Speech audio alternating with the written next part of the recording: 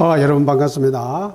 이번 시간부터는 이제 이 우편 및 금융 상식에 대해서 바로 다른별 예상 문제라고 되어 있죠. 물론 여기서 이제 다른별 예상 문제를 수업하기 위해서는 여기서 기출 문제를 먼저 분석합니다. 그래서 이제 이 문제의 내용에 보면은 제가 각 연도별로 기출된 문제를 해당 분야로 다 정리를 해가지고 먼저 기출 문제가 이렇게 나왔기 때문에 이런 문제는 이렇게 예상 문제로 이렇게 나온다 하는 것이죠. 그래서 이와 같은 것을 먼저 여러분들이 좀 이해를 해 주시기 바라고.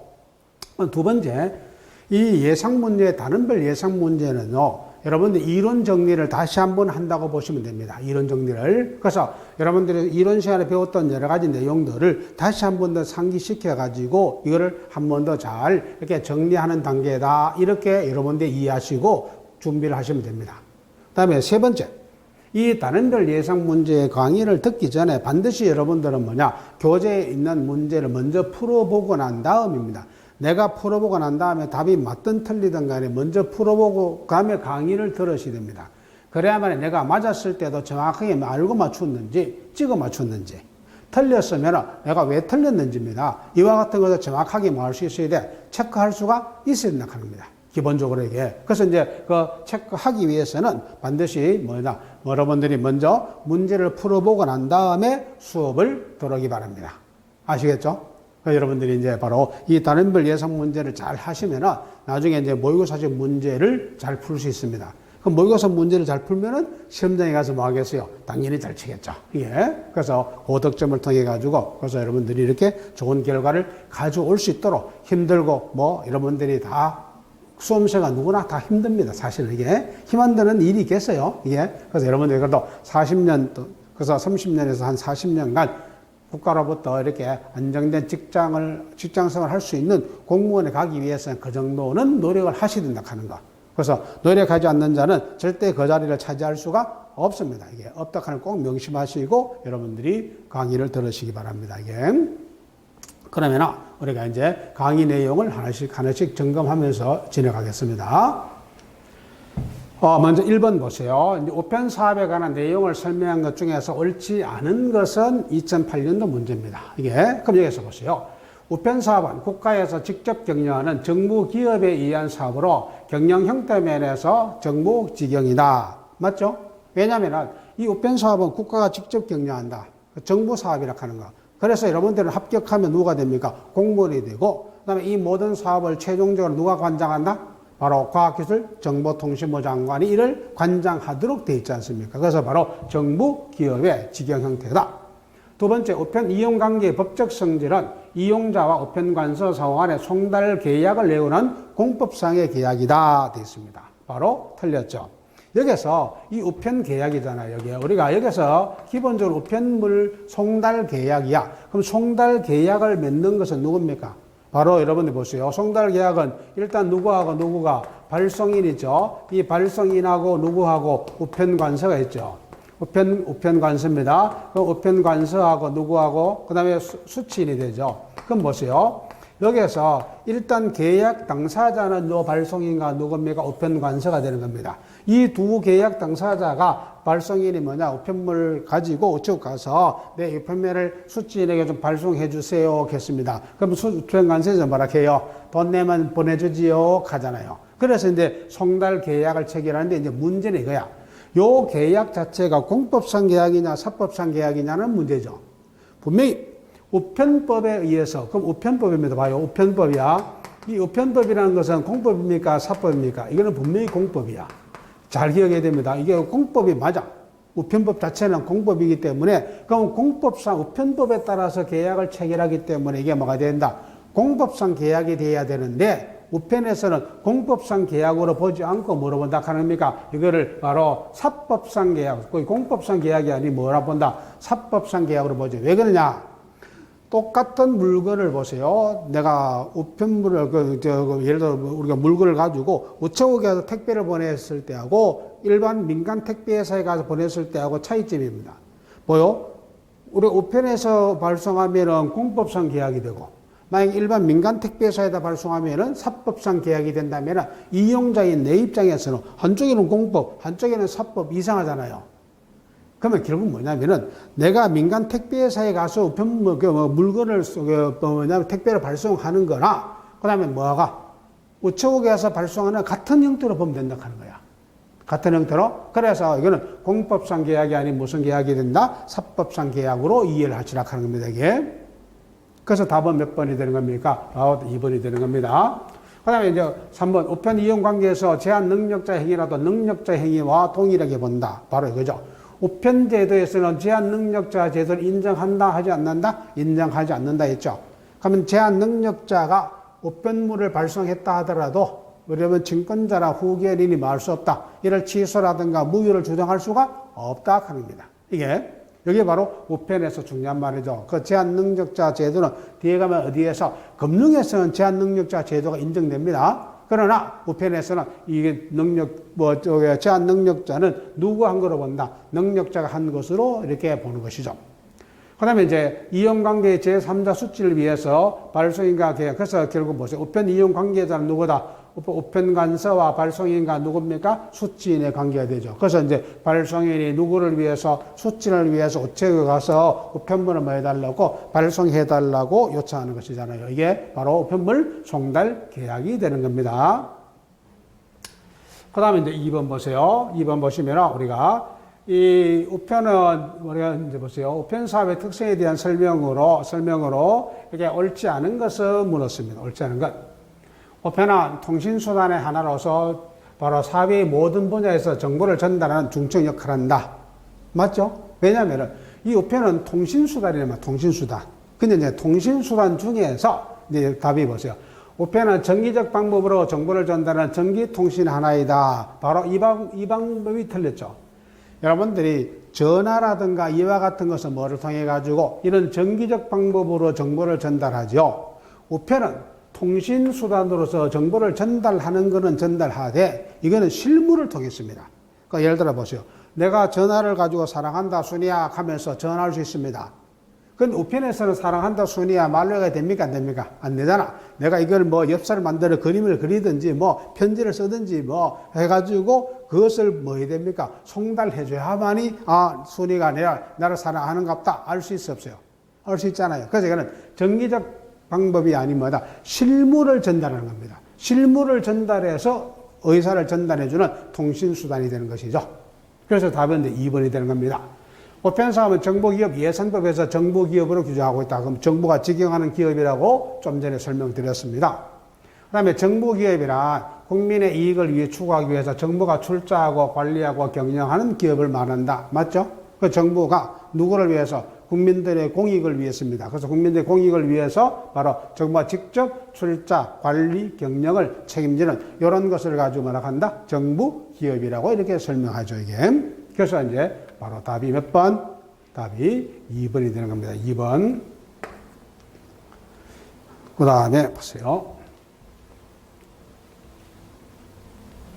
3번 보시면 우리가 우편 사업에 대한 특성으로 옳은 것은 했습니다. 옳은 것은 이 우편 사업은 정부 기업이기 때문에 구성원은 국가 공무원이다.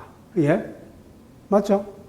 여러분들이 보세요. 여러분들이 지금 현재 뭐를 위해서 공부하고 있습니까? 국가 공무원이 되기 위해서 열심히 공부하고 있는 거잖아요. 그러니까 결국 우편 사업 자체가 정부가 직영하는 우리가 사업이다 보니까 여러분들이 그 사업을 위해서 여러분들을 지금 모집하고 있는 거잖아요. 그러면 그 사업을 위해서 일하는 사람들은 당연히 누구다? 국가 공무원이 되는 것이죠. 이게. 그래서 답은 이미 1번이 나왔습니다. 1번이.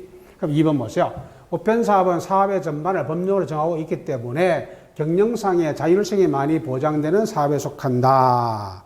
요 말이 틀렸죠. 이게 자율성입니다. 이게. 아무래도 원래 사업은 뭐냐? 사업 보세요.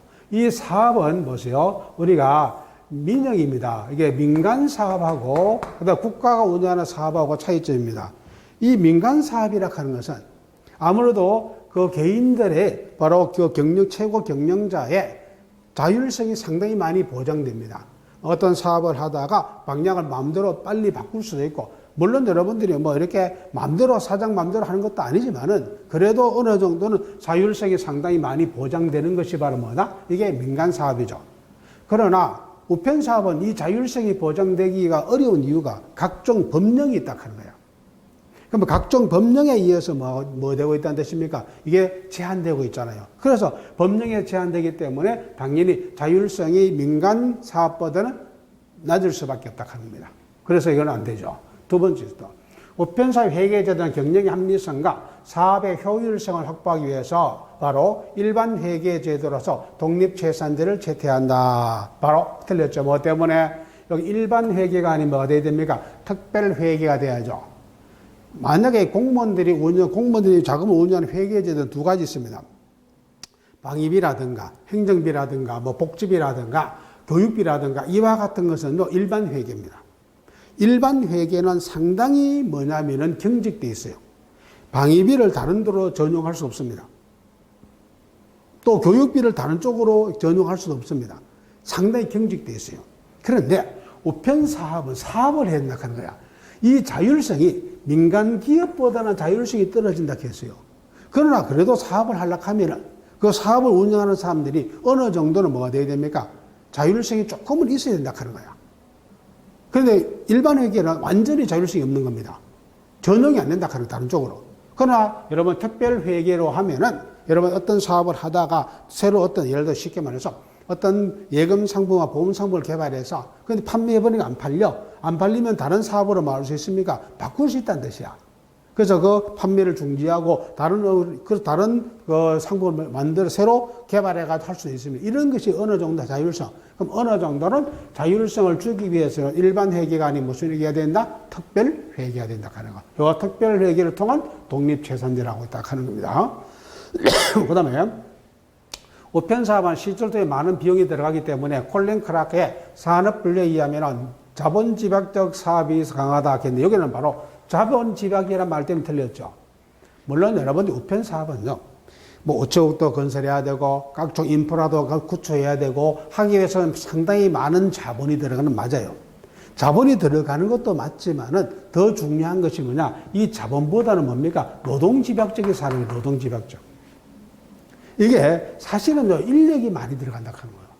우리가 이 컴퓨터가 개발되고 많은 산업이 뭡니까? 이렇게 자동화되고 이렇게 하고 있습니다.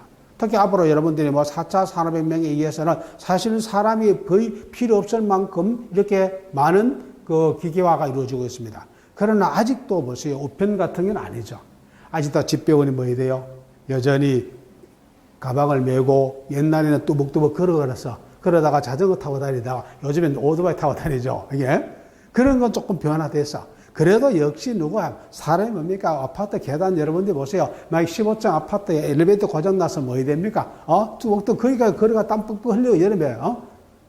우체통 도로가 있잖아요. 그 일일이 가서 수거해 와야 됩니다. 이게 물론 아직도 여러분들이 뭐냐면 많은 것이 그 우편에서 기계로 이렇게 아주 분류가 하지만 아직도 손으로 뭡니까? 분류가 도장 찍고 하잖아요. 이게. 그래서 여전히 옛날이나 지금이나 40년 전이나 지금이나 차이가 별로 없어요. 그래서 사실 노동자가 많이 필요하기 때문에 노동집약적 산업이다. 그럼 노동집약적 산업이다 보니까 당연히 뭐요? 당연히 인건비 부담이 많죠. 그래서 사실은요, 우리가 이 공무원을 뽑는데 이게 사실 우체국에서 일이 없어가지고 공무원을 안 뽑는 게 아닙니다. 공무원을 뽑고 싶어도 뭐요? 인건비 부담이라 하는 거야. 그래서 아무래도 여러분들이 인건비 부담이 많기 때문에 공무원을 마음대로 많이 채용할 수가 없는 것이죠, 이게. 그 다음 4번 보세요. 다음 내용과 관련된 법률은 했습니다. 여러분들이 이제 우편과 관련된 법으로서 국내법입니다. 국내법으로 여러분들에게 이제 주로 시험 문제 나오는 것이 요 4개의 법이잖아요. 4개의 법이고요. 우정사업의 조직, 예산 및 운영에 관한 자율성을 확보하고 우편, 그 다음에 우편 대체 우체국 금융 및 보험 사업과 이에 부대되는 사업을 보다 효율적으로 추진함으로써 우편 영무에 대한 품질을 향상시켜 국민 경제 발전에 기여한다. 이거는 결국 우리가 그 법에 갖고 있는 목적이 있습니다. 그 목적이 여기에서 나오고 있는 겁니다. 이건 여러분들이 뭐 교재에 그대로 수록되어 있는 문장 그대로 시험 문제에 나온 겁니다. 요 4개밖에 없다 하는 거예요. 그럼 여기서 이제 우편법이죠. 이건 우편법, 우체국 예금 보험에 관한 법률, 최신창고 위탁에 관한 법률, 우정사업 운영에 관한 법률 되어 있습니다. 바로 여기서 답이 뭐예요? 우정사업 운영에 관한 이렇게 여러분들이 특례법이죠. 일단 우편법입니다. 우편법은 여러분들 우리가 우편 사업의 가장 뭡니까? 가장 기본적인 법이 바로 뭐다? 우편법이죠. 이 우편법은요, 이게 가장 여러분들 이론 시간에 제일 설명 많이 했지만은 우리가 여러분들이 그 배우고 있는 가장 기본적인 내용은 국내 우편은 전부 다 어디에서 우편법에 거의 규정되어 우편법, 우편법 시행령, 그다음에 시행 규칙에 나오는 내용을 여러분들이 공부했습니다. 그다음에 이제 우체국 예금 보험에 관한 법률은 이건 뒤에 가면 뭐 금융편이 나온 거죠. 금융과 관련된 이 법률이 되는 것이죠. 최신 창구 업무 위탁에 관한 업무는 뭡니까?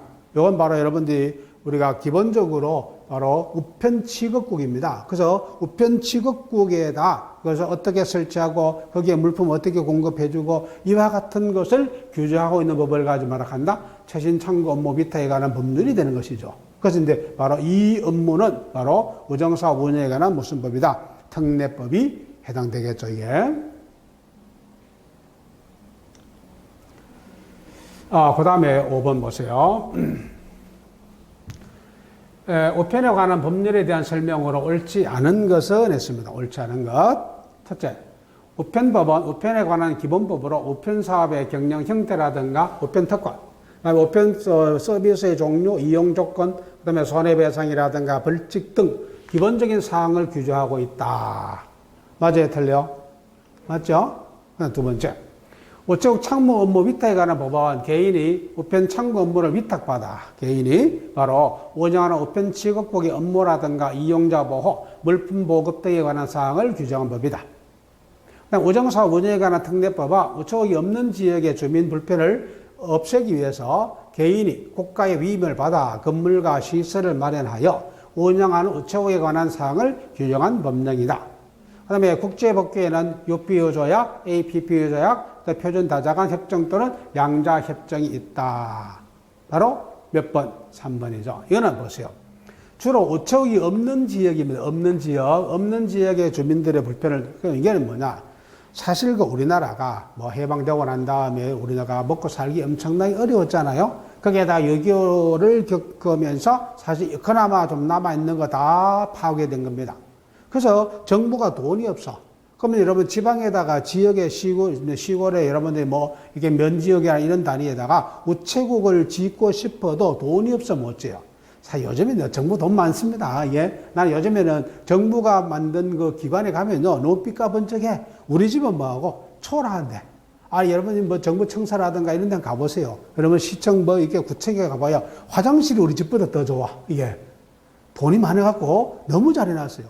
근데 얘는 돈이 없었어. 그러다 보니까 그 지역의 주민 중에서 이제 돈 좀 있는 사람한테 당신이 여기다가 우체국 건물을 지으라 하는 거야, 이게. 건물을 지어가지고, 그럼 우리가 하면은 어떻게 해가지고 이렇게 운영하겠다. 이런 것을 바로 위탁하기 위해서 만들어진 법이 뭡니까? 별정 우체국법이라고 합니다. 그래서 이건 여러분들이 바로 우정사에 관한 특례법이 아니고 무슨 법이 돼야 된다? 별정 우체국법이 돼야 됩니다. 그래서 답이 몇 번? 3번이 되겠죠. 그 다음에 이제 우리가 국제법규가 이게 이제 기본적으로 뭡니까? UPU 조약이 있잖아요. 그래서 만국 우편연합, 그 다음에 APPU 조약이 있죠. 아시아 태평양 우편연합이죠. 예. 그 다음에 이제 표준 다자간 협정, 표준 다자간 또는 양자 협정이 있습니다. 그 대표적으로 여러분들이 그 EMS 같은 경우죠. EMS 같은 경우에는 표준 다자간 협정을 체결한 겁니다. EMS 같은 경우는. 그러니까 우리가 또 EMS 뭐 예를 들어 배달 보장 서비스 같은 경우에는 뭐요? 바로 우리나라를 포함해서 몇 개 나라? 10개의 나라가 표준 다자간 협정을 체결한 것이죠. 양자 협정을 체결한 것도 있어요. 대표적인 것이 바로 EMS, TCS로 배웠죠? 바로 원래 EMS가 특급인데 TCS는 초특급이라고 했죠. 초특급입니다. 그럼 이거는 우편물을 접수받으면 그 다음날 뭐 하는 겁니까? 국제우편에서 배달을 완료해 주는 거잖아요. 그래서 현재는 양자협정이 우리나라하고 어디하고 홍콩하고 돼 있죠. 우리나라 홍콩하고는 오늘 접수하면 오늘 오전 접수합니다. 오늘 오전 접수하면 내일 아침 9시까지 홍콩에 뭐한다? 배달을 완료해 주는 겁니다. 그다음에 현재 우리나라하고 베트남하고 체결되어 있는 게 뭡니까? 호치민 같은 경우에 바로 오늘 오전에 접수하면 내일까지는 뭐한다? 베트남에 배달을 완료해 주는 겁니다. 이게. 이런 식으로 양자 협정에 의해서도 체결될 수가 있습니다. 이게. 그래서 우리가 바로 우편에 관한 법률에는 국제법으로 UPU 조약, APPU 조약, 그다음 표준 다자간 협정과 또는 양자 협정 이것이 국제법규고 국내 법규에 대해서는 우편법이라든가 또는 여러분들이 뭐 우편 창고 뭐 위탁에 관한 법률이라든가 또는 오정사업 운영에 관한 특례법이라든가 별정 우체국법이라든가 우체국 예금 보험에 관한 법률이라든가 이와 같은 것이 이제 바로 우체국의 업무와 관련된 법들이 되는 것이죠, 이게. 물론 뭐 그 외에도 당연히 정부가 운영하다 보니까 다른 정부에 관련 정부조직법이라든가 이런 법도 분명히 뭘 받는다? 규제를 받는 건 맞아요. 맞지만은 여러분들 시험하고는 사실 전혀 상관이 없는 얘기라는 뜻입니다, 이게. 뭐 정부조직법하고 여러분들하고 시험하고는 전혀 상관이 없다 하는 것이죠. 그 다음에 우편물 접수에 관한 설명으로 옳지 않은 것은 이제 2008년 문제죠. 보세요. 우체통에 투입한 우편물의 접수 시점은 집배원이 우편물을 수집하여 첨부된 우표에 소인하는 때이다. 맞아요, 틀려? 이거는 틀렸죠. 이게, 그럼 보세요. 우리가 우편물의 접수입니다. 이 접수 시점을 배울 때 어떻게 배웠어요? 창구입니다. 창구에서는 창구에 접수했을 때입니다. 그럼 창구에 접수하면은 바로 송달 계약이 뭐 됐다? 수립된 겁니다. 송달 계약이. 그다음 두 번째, 우체통이죠. 우체통에 넣었을 때는 우체통에 통 들어가는 순간이라고 했죠. 통 들어가는 순간에 뭐 된 것이다? 바로 이게 계약이 성립한 겁니다. 그 다음에 여러분들이 방문 택배라든 이런 경우는 뭡니까? 바로 방문 택배하는 사람이 물건을 접수하고 난 다음에 영수증을 발급해 주는 겁니다. 영수증을 발급해 줬을 때 뭐 된다? 바로 이거는 계약이 성립하는 거. 이거는 뭐 여러분이 우표에 소인하고 이게 아니죠. 그래서 우체통 같은 경우는 뭐 했을 때 우체통에 통 넣었을 때 뭐 된 것이다. 이거는 이미 우편물 송달 계약이 성립한 것이 된다 하는 것이죠. 예. 그건 뭐죠? 통상우편물은 봉함하지 않고 발송하는 경우도 있다. 맞죠? 우리가 원래는 통상우편물은 기본적으로 봉함을 하든지 아니면 포장을 합니다. 봉함이나 포장을 하는데 봉함하지 않고 보낼 수 있는 게 있죠. 뭐요? 대표인 것이 바로 우편엽서. 봉함하지 않고도 보낼 수 있습니다. 또 여러분들이 이거 팩스 같은 경우도 봉함하지 않고 발송할 수가 있지 않습니까? 그래서 우리가 봉함하지 않고 할 수도 있습니다. 다음에 발송인 우편물 내용의 신고 또는 그 개봉을 개피를 거부할 때는 우편물을 접수하지 아니한다. 그럼 여러분들이 이제 접수 담당자가 내용물이 뭔지를 물어봤다 합니다. 그럼 내용물이 뭔지를 확인했을 때 바로 내용물이 의심스러워. 그럼 개피를 요구할 수 있다. 좀 열어달라고 요구할 수 있다 하는 거야. 그럼 열어달라고 했는데 불구하고 열어주지 않는다 하는 겁니다. 그러면 우리도 말할 수 없다. 접수할 수 없습니다 하고 정중히 말하는 거야. 말씀드리라 하는 거야. 뭐 접수하지 아니한다 해도 그래 막 하지 말고 손님 죄송한데 우리도 내용품을 확인하지 않고는 말할 수 없습니다. 접수할 수 없으니까 보여주세요.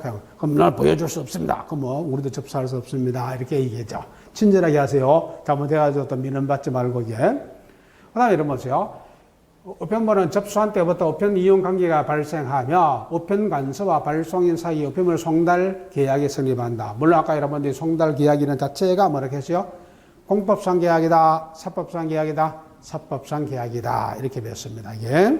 그래서 우편물의 이 접수입니다. 접수에 대해서 옳지 않은 거니까 답이 몇 번 된다? 1번이 된다. 그래서 이제 우체통에 넣었을 때는 우체통이 딱 들어간 순간 뭐 된 것이다? 이거는 바로 송달 계약, 우편물을 망한 것이다. 접수한 것이기 때문에 계약이 뭐 됐다? 성립했다. 이렇게 여러분들이 볼 수 있겠죠.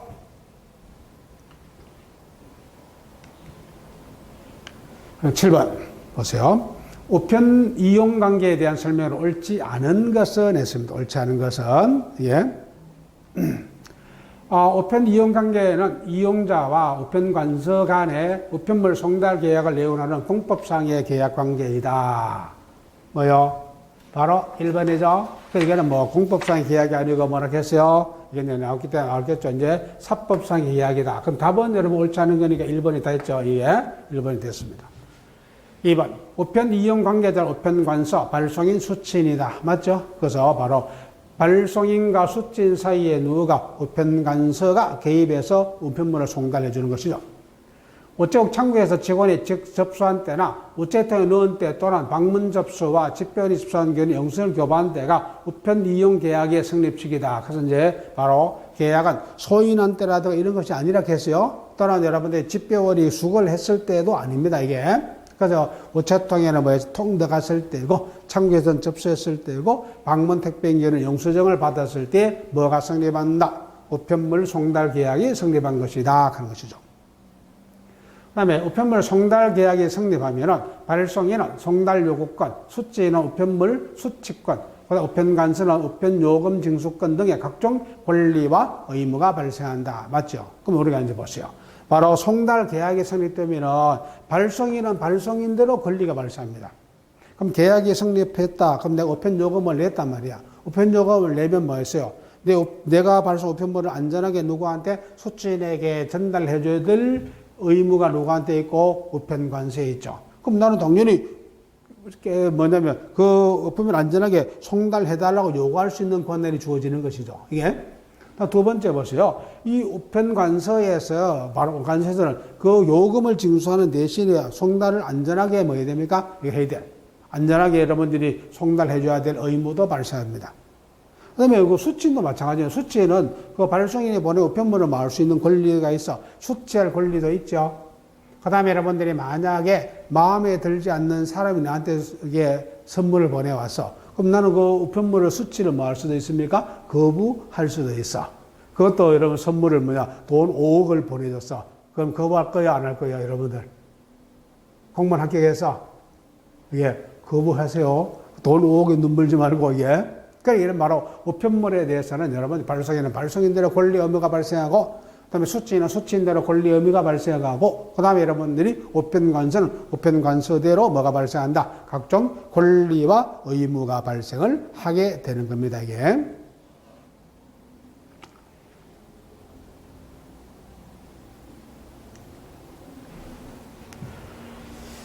그 다음에 여러분들이 이제 그 우편사업입니다. 우편사업의 보호 규정이죠. 예. 그래서 이 보호 규정에 대한 설명으로 옳지 않은 것은 물었습니다. 옳지 않은 것은 우편을 위한 용도로만 사용되는 물건은 압류할 수가 있다, 없다?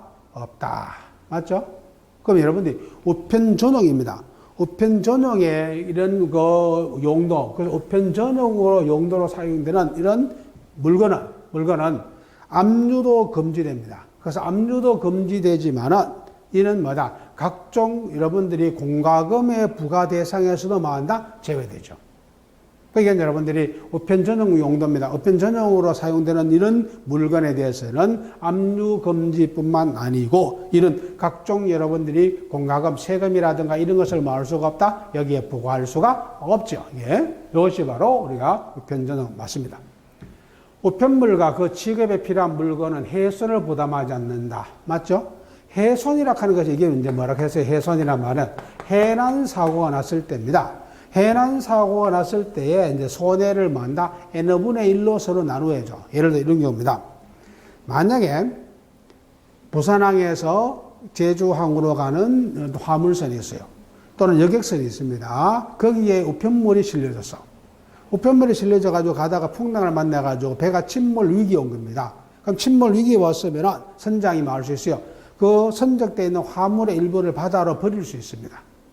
예, 그러면 이제 선장이 지시합니다. 오른쪽에 있는 거 뭐 몇 톤 버려, 왼쪽에 있는 몇 톤, 뒤에 있는 몇 톤. 이렇게 여러분들이 선장이 지시에 따라서 그 선원들이 바로 물건을 바다에 버릴 수 있어요. 그럼 여기서 문제는 이란 말이에요. 버려졌을 때에 그 물건 중에 일부는 내 물건은 바다에 버려졌는데 여러분 물건은 바다 배에 남아 있을 수도 있잖아요.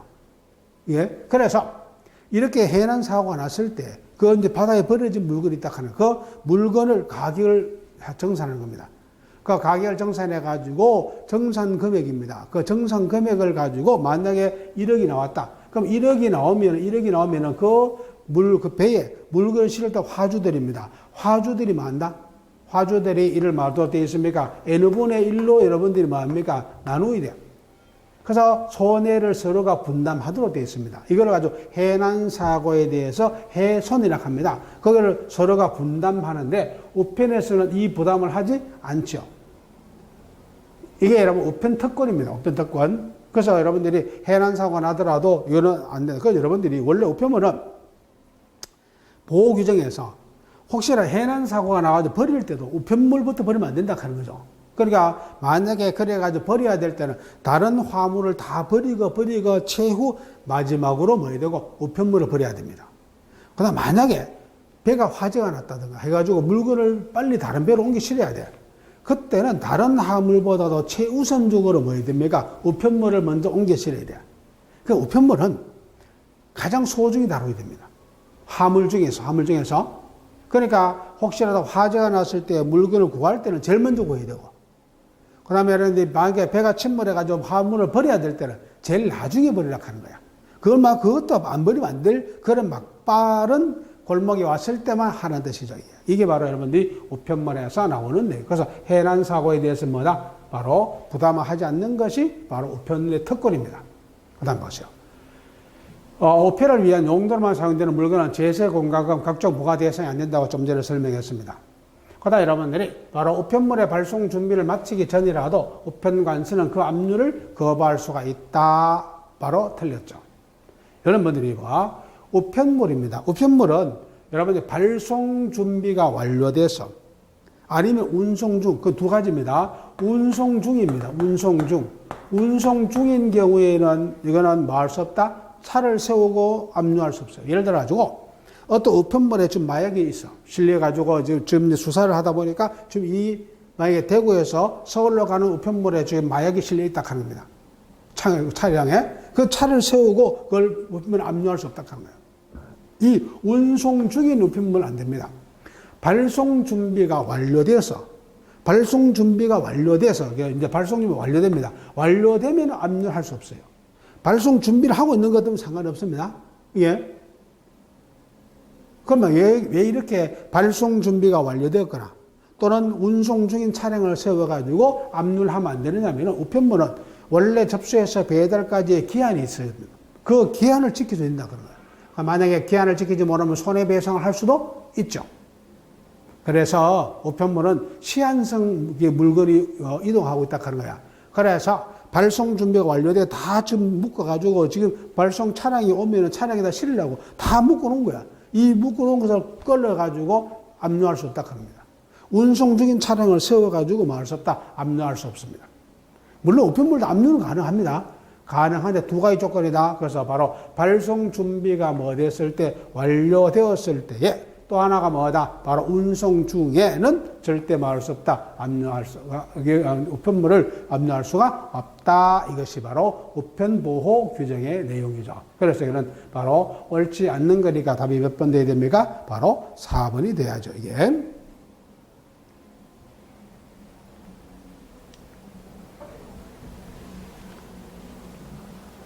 그 다음 보세요. 이게 서신의 요건을 갖추고 있지만 우편법 시행령입니다. 시행령이가 뭐야? 대통령령이죠. 시행령에서 서신 독점권에서 제외되는 사항에 대한 설명을 옳지 않은 것은 그건 분명히 보세요. 이게 서신을 배웠어요. 원래 여러분들이 서신의 요건은 가장 기본의 서신의 요건이 뭐예요? 기본적으로 여러분들이 특정인이 특정 주소로 문자라든가 그림이라든가 기호라든가 부호라든가 이와 같은 것을 통해 가지고 의사를 말하는 겁니까? 전달하기 위해서 만들어진 전단이죠. 인쇄물. 이런 것을 가지고 우리가 뭐라고 얘기한다? 바로 서신이라고 얘기합니다. 그럼 시계가 서신은 뭐예요? 네가 사랑한다고 편지 쓰는 게 서신이 제일 쉬워. 그럼 내가 바로 여러분들에게 사랑한다고 이렇게 편지를 쓸 수 있다면 이게 바로 서신이야. 그 사랑한다고 편지 쓸 때에 문자나 기호나 부호나 이런 걸 통해 가지고 뭡니까? 의사를 전달하잖아요. 그런데 문제는 이게 문자나 기호나 이런 걸 통해 가지고 의사를 전달하는 분명히 뭐냐? 서신의 요건을 갖추어서 의사 전달물의 요건을 갖추어서 갖추었지만은 바로 서신 독점권입니다. 요 서신 독점권에서 제외되는 겁니다. 그러면 만약에 서신 독점권에 해당되면은 우편으로만 보내야 됩니다. 우편으로만. 근데 독점권에서 제외되기 때문에 우편 말고 다른 루트를 통해서도 우리가 발송할 수가 있죠. 그럼 여기에 해당되는 것으로 옳은 것을 물었습니다. 예. 그럼 보세요. 상품의 가격, 기능, 특성 등을 문자, 사진, 그림 등으로 인쇄한 16쪽 이상 표지를 제외한 책자의 상품 안내서, 물론 상품 안내서 뭡니까? 바로 서신 독점권에서 제외됩니다. 맞아요. 근데 여기서는 뭐냐? 바로 여러분들이 사진이라든가 그림, 이렇게 문자, 기호 등을 다 해. 근데 16쪽 이상인데 여기서 이제 표지가 뭡니까? 포함된 거야. 여기는. 그래서 표지를 포함해서 몇 쪽 이상이 돼야 됩니까? 16쪽 이상이 돼야 됩니다. 표지를 포함해서. 그 다음 2번. 잡지 등 전기 간행물 진행하는 법률 제2조 1호의 가복에 해당하는 전기 간행물 맞죠? 이 옳은 거기 때문에 이건 바로 여러분들 보세요. 현재 여러분 상품 안내서도 가능한데 표지를 포함해서 16주 이상이면 바로 서신 독점권에서 제외되는 거 맞습니다. 그러나 여러분들이 바로 전기 간행물 같은 경우에도 뭐다? 분명히 서신의 형태의 의사를 전달하는 건 맞다 하는 겁니다. 맞지만은 독점권에서는 제외돼요. 그래서 여러분들이 일반 전기 간행물 같은 경우에 여러분들이 내가 만약에 월간지를 구입한다든가 하면은 우체국 택배를 통해서도 올 수, 배달 오지만 어떤 여러분들이 그 잡지사 같은 경우는 뭐요? 바로 일반 민간 택배사를 통해서 나한테 배송되어 오기도 한다 하는 겁니다. 화물에 첨부되는 봉함 형태의 송장 되어 있습니다. 이건 여러분들이 뭐냐? 바로 이거는 봉함이 아니고 봉하지 않은 송장입니다. 그래서 이 봉하지 않은 형태의 송장입니다. 그래서 첨부 서류입니다. 이것은 여러분들이 바로 서신 독점권에서 뭐 된다? 제외된다. 그러니까 화물에 여러분들이 그냥 첨부해서 붙일 수 있다 하는 거야. 봉하면 안 된다 하는 거야. 봉한 그 내용은 뭐 해야 된다? 바로 우편으로 발송이 됩니다. 그 다음에 국내에서 회사와 본점 또는 지점간, 지점상호 간에 소발한 우편물로서 바로 발송 후 10시간 이내, 그럼 10시간이 아니고 뭐가 돼야 됩니까? 12시간이 돼야죠. 그럼 예를 들어가지고, 뭐, 삼성전자 본사가 전국의 지사에게 여러분들이 긴급하게 뭔가 서류를 전달할 필요가 있을 수 있습니다. 그래서 이 긴급한 서류를 발송해서 오늘 발송해서 12시간 이내에 도착해야 되는 거야.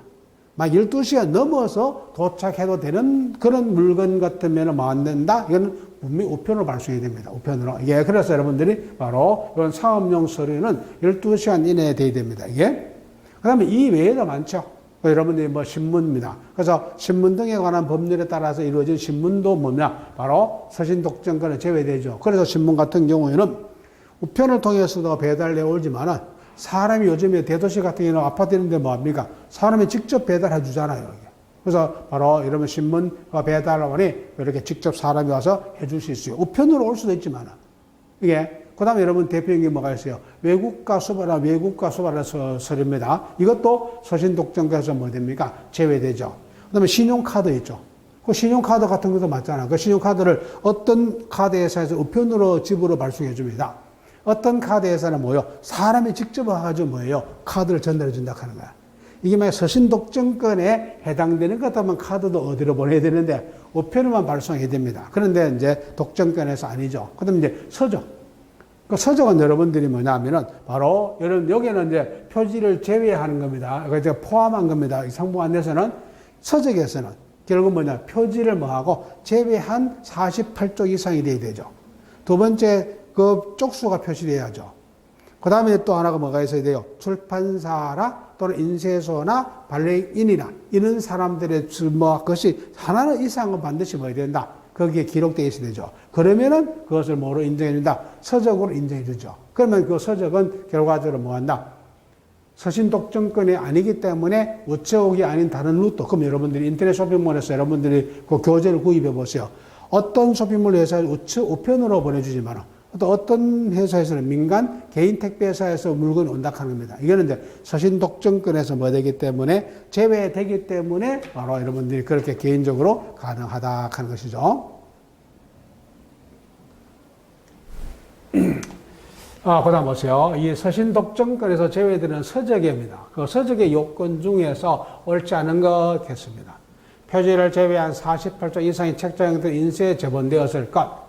발행인, 출판사나 인쇄소의 명칭 중 어느 하나가 표시되었을 것, 쪽수는 위치에 관계없이 표시되어 발행되었을 것, 스프링이나 끈 등으로 묶은 것은 제본으로 인정하지 않는다 되어 있습니다. 이게 그럼 여러분들이 바로 기본적으로 여러분들이 표지를 제외해서 48조 이상 맞죠? 예. 그 다음에 여러분들이 출판사나 그 다음에 그 인쇄소나 이런 것은 반드시 뭐 되어야 됩니까? 표시돼야죠. 그런데 여기서 이제 뭐냐? 이 제본이라는 자체가, 우리가 제본이라는 자체가 여러분들이 보고 있는 책 있죠? 책처럼 이렇게 이제 우리가 보통 전면적으로 이렇게 한 면을 완전히 제본한 이런 것도 물론 제본입니다. 근데 요즘에는 제본에서 뭐가 많아요? 이 스프링을 통해가지고 제본한 것도 많죠? 이것도 제본으로 인정됩니다.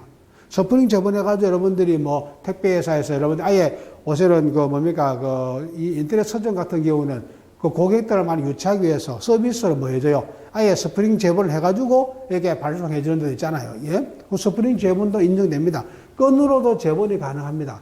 옛날 여러분들이 뭐 이렇게 박물관 이런 데 가보세요. 고서적은 다 뭐로 묶어놨어요. 끈으로 다 제본했습니다. 옛날에는 그 고서적들은. 그냥 바로 스프링으로 하든, 어떤 뭐 끈으로 제본하든 간에 그것을 다 제본으로 뭐 해준다? 인정.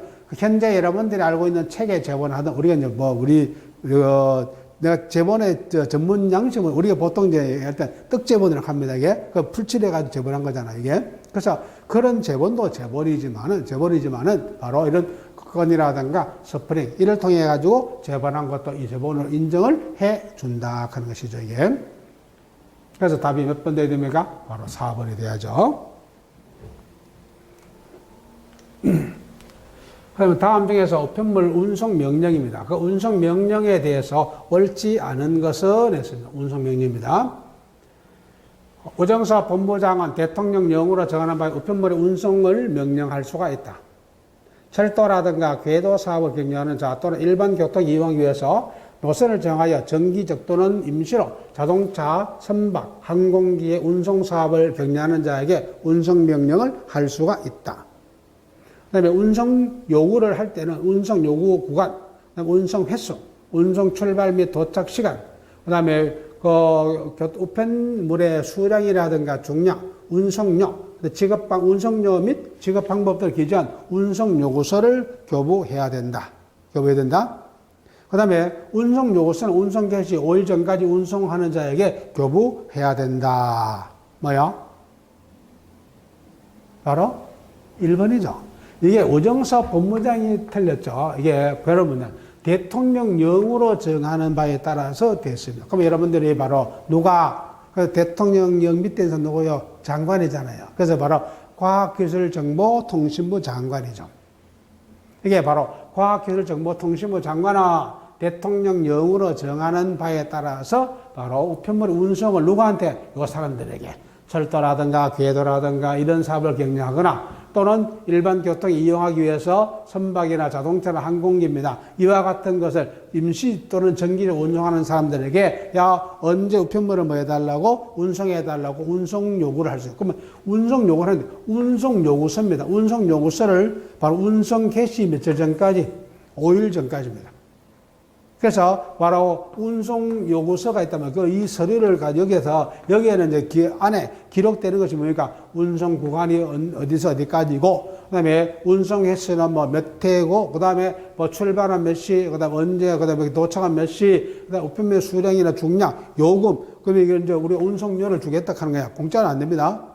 그래서 바로 운송료를 어떤 방식으로 지급하겠다, 언제 하겠다, 이런 내용을 기재한 운송 요구서를 바로 운송업자에게 며칠 전까지, 운송 개시 며칠 전까지, 5일 전까지 이를 뭐 해야 된다? 바로 제출해야 됩니다. 교부를 해야 된다, 교부. 이게.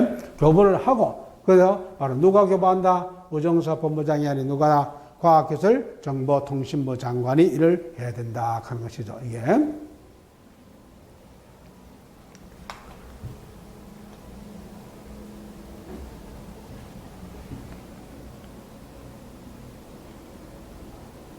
그 다음에 우편사업 보호규정 12번 보세요. 우편사업의 보호규정입니다. 보호규정에 대해서 옳은 것은 물었습니다. 옳은 것은 과학기술정보통신부 장관은 우편물을 운송한 자의 요구가 있는 때나 정당한 보호성을 해야 된다. 우편물을 운송하는 자는 위험한 재난으로 인해서 부득이하게 화물을 처분해야 하는 경우는 우편물을 가장 먼저 처분해야 된다. 그 다음에 우편 업무를 집행 중인 운송원, 집배원과 우편물을 운송 중인 항공기, 차량, 선박 등이 사고를 당했을 때 주위에 도와줄 것을 요구받은 자는 이거 요구를 거부할 수가 없다. 우편관선은 우편물을 운송 중이거나 우편물의 발송 준비를 마친 후에만 그 압류를 거부할 수가 있다. 뭐요? 옳은 거죠? 이게 옳은 겁니다. 바로 답이 4번이죠. 이게, 그러니까 보세요. 우편물에 대해서는 압류가 가능하지 않는 게 딱 2개 있다고 했어요. 뭐, 운송 중인 경우는 압류가 안 된다고 했죠.